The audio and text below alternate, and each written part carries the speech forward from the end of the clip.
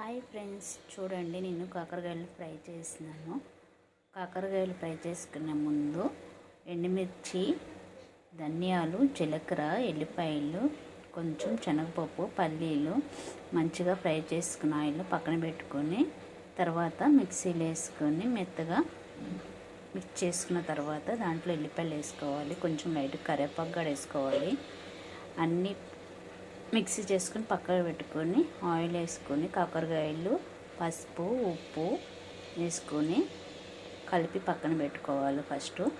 దాని తర్వాత మనం ఒక 15 నిమిషాల తర్వాత మొత్తం వాటర్ని పిండేసుకోవాలి. కాకరకాయలు ఆయిల్ వేసుకొని కళాయిలో కాకరకాయలని గోల్డ్ కలర్లో ఫ్రై చేసుకోవాలి.